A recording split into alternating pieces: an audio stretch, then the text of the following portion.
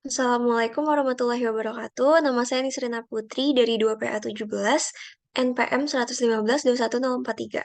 Hari ini saya akan mempresentasikan tugas mata kuliah Psikologi Sosial mengenai perilaku dalam kelompok. Oke, sebelum masuk ke pengertian kelompok menurut para ahli, saya ingin memberikan sedikit gambaran mengenai arti dari kelompok itu sendiri. Nah, jadi kelompok itu bisa dikatakan sebagai tempat manusia untuk memenuhi kebutuhan dalam hidupnya, baik kebutuhan sosiologis, kebutuhan ekonomis, maupun kebutuhan psikologisnya. Karena apa? Karena sebenarnya dalam berkelompok dapat membantu manusia dalam mengembangkan potensi-potensinya, aktualisasi, dan juga eksistensi dirinya. Ini disebabkan oleh adanya naluri manusia untuk selalu hidup dengan orang lain.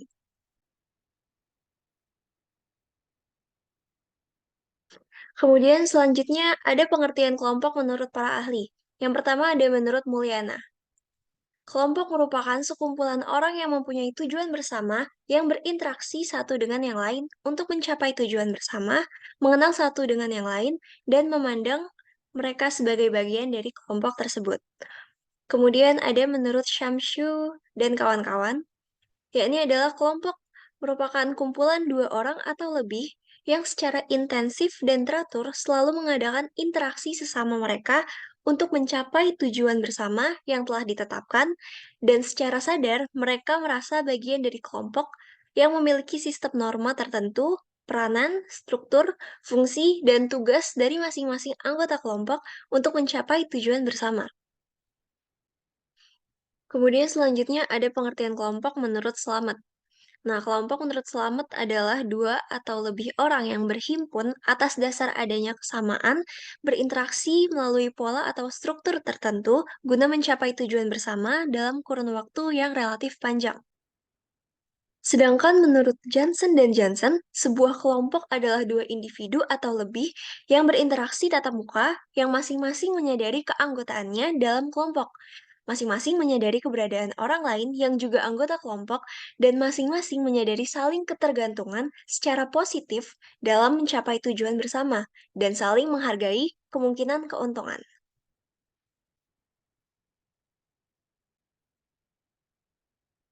Nah, jadi pengertian kelompok menurut para ahli bisa kita simpulkan nih. Menurut Mulyana, kelompok itu kan orang-orang yang berkumpul dan berinteraksi karena punya tujuan yang sama dan berusaha saling mengenal satu sama lain karena menganggap bahwa mereka merupakan bagian dari kelompoknya. Yang sebenarnya nggak jauh berbeda nih sama pendapat dari tokoh lainnya, seperti Syamsu dan kawan-kawan, Slamet dan juga Johnson. Jadi dapat kita simpulkan bahwa keempat tokoh sama-sama menyuarakan pendapatnya mengenai arti dari kelompok, yaitu apa? Yaitu dua orang atau lebih yang melakukan interaksi dan berusaha untuk saling mengenal antar anggotanya karena mempunyai tujuan bersama, yaitu yang ingin dicapai, tujuan yang ingin dicapainya. Selanjutnya ada ciri-ciri dari kelompok. Yang pertama, kelompok harus ditandai oleh adanya interaksi. Yang kedua, adanya pembatasan tertentu sebagai anggota. Yang ketiga, menyadari bahwa mereka adalah kepunyaan kelompok. Yang keempat, berpartisipasi sesuai dengan kedudukannya terhadap objek model ideal yang sesuai dengan superegonya.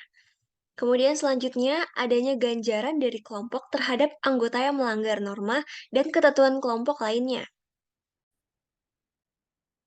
Kemudian yang keenam, adanya norma yang sesuai dengan kepentingan umum. Yang ketujuh, harus ada identifikasi terhadap objek modelnya. Yang kedelapan, mempunyai sifat saling ketergantungan antara sesama anggota kelompok dalam mencapai tujuan bersama. Yang kesembilan, mempunyai persepsi kolektif yang sama tentang segala sesuatu hal sepanjang menyangkut kelangsungan hidup kelompok. Yang kesepuluh, adanya kecenderungan berperilaku yang sama terhadap lingkungan kelompok. Kemudian selanjutnya alasan dibentuknya kelompok. Yang pertama, kebutuhan interaksi sosial. Jadi manusia itu kan makhluk sosial yang akan selalu mencari hubungan dengan orang lain. Dengan membentuk kelompok, manusia dapat menyalurkan keinginan mereka dan dapat berbagi rasa dengan teman dalam kelompoknya. Kemudian yang kedua, kebutuhan akan keamanan. Kebutuhan akan rasa aman inilah yang mendorong dan menjadi alasan manusia untuk membentuk suatu kelompok.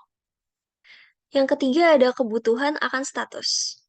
Nah, jadi dengan bergabungnya kita dalam suatu kelompok, kita akan merasa diakui oleh masyarakat karena mampu menjadi anggota suatu kelompok tersebut.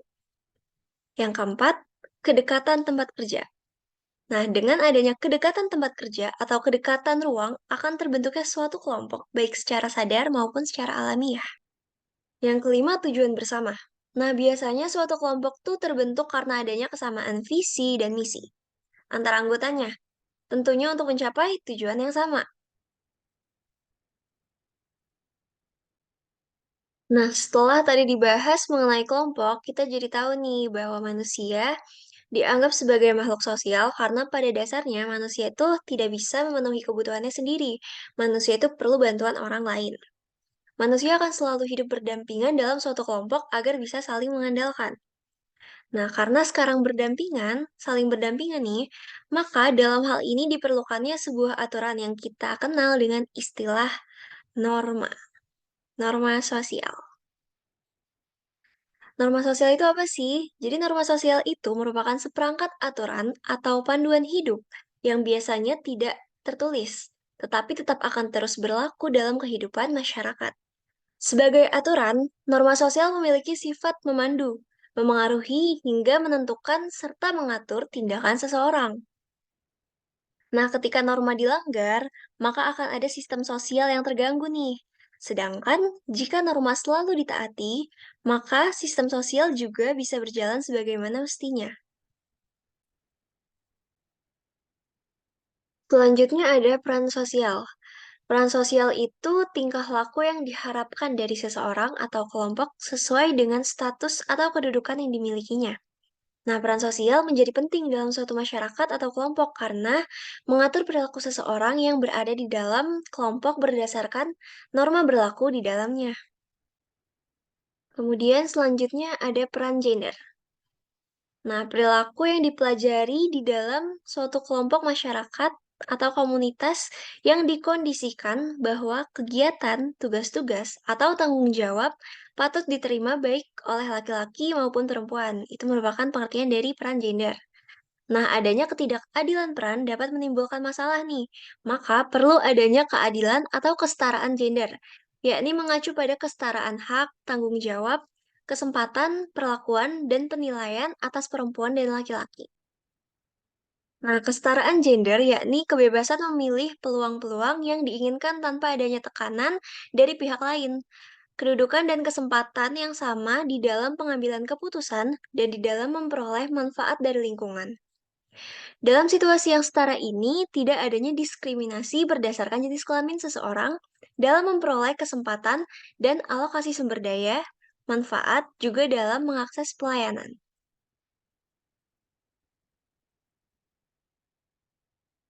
Kemudian selanjutnya ada kohesivitas kelompok. Nah, kohesivitas kelompok ini merupakan kekuatan ikatan sejauh mana sih anggota kelompok secara psikologis memiliki rasa ketertarikan terhadap kelompok, saling tergantung dan mempengaruhi, saling bekerja sama dan mempunyai komitmen, serta kepercayaan antara anggota yang kuat agar tercapainya tujuan kelompok sehingga setiap anggota kelompok ingin tetap bertahan dalam kelompok tersebut. Nah, kohesivitas kelompok erat hubungannya dengan kepuasan anggota kelompok. Jadi, makin kohesif suatu kelompok, maka makin besar juga nih tingkat kepuasan anggota kelompoknya. Nah, kelompok yang kohesif, maka anggotanya akan merasa aman dan juga terlindungi, sehingga komunikasi menjadi bisa lebih terbuka. Kemudian selanjutnya ada social facilitation. Nah, social facilitation ini adalah dampak kinerja yang berasal dari orang lain atau meningkatnya kecepatan reaksi tubuh seseorang dikarenakan adanya kehadiran orang lain di sekitar. Dengan meningkatnya kecepatan reaksi, maka sudah tentu produktivitas seseorang akan makin meningkat. Orang lain menyebabkan individu menjadi merasa didukung, dikuatkan. Namun, keberadaan orang lain juga dapat menghambat efektivitas seseorang dalam menyelesaikan tugasnya.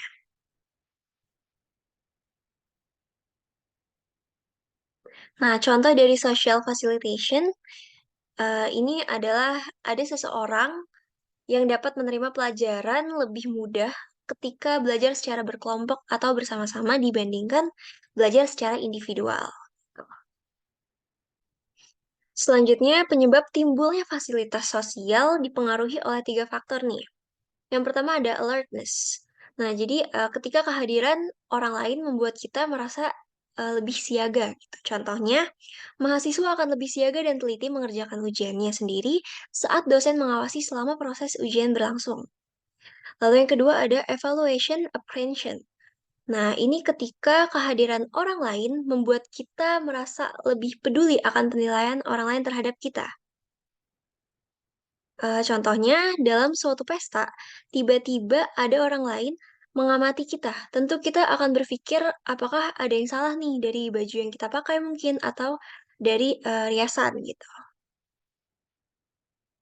Kemudian, kemudian selanjutnya distraction.